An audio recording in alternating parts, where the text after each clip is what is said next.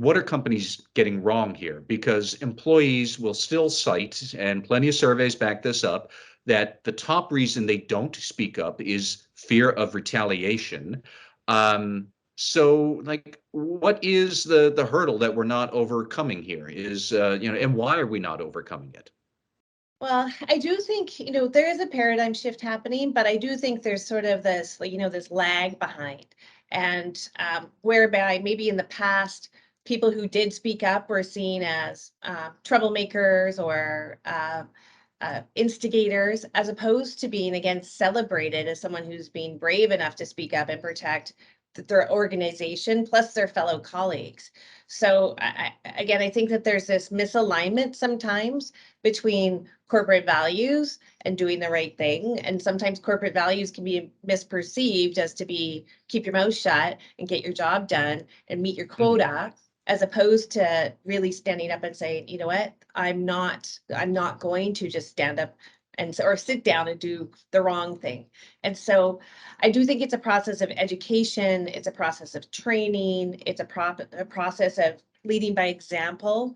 And so if organizations have seen other people speak up in the past and be retaliated against or be demoted or left out or what have you, then again, there's a sort of a corporate hangover that we have to kind of work through. And I think sometimes, especially before companies put a whistleblower policy in place or a helpline in place, there needs to be that kind of cultural assessment so that you can go in and let's do a benchmark and see how people are feeling. I think that sometimes if there's been issues in the past and people don't see outcomes or resolution to those issues, then there's a sense of cynicism.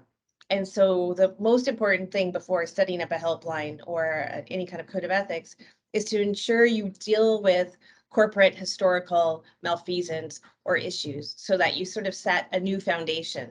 And once you set a new foundation and start to put those training and tools and open door policies, et cetera, then you can start to I think really discourage anti-retaliation. I think the other thing I would say too is that so often we see anti-retaliation policies that are so beset in legalese. And so for your average employee, they need to read something, they need to digest something that's very in a layperson's term. And I think I did, Matt, I looked at your LinkedIn and you had the GIF posts for Yep. anti-corruption. And I thought that was excellent because it was so relatable. And I think sometimes people need relatable concepts. And if you're a sales guy trying to meet his quotas, and you don't really understand what the potential, bad behavior can, if you did engage in a bribe, what that actually means. I, I think there's a lot lost in translation.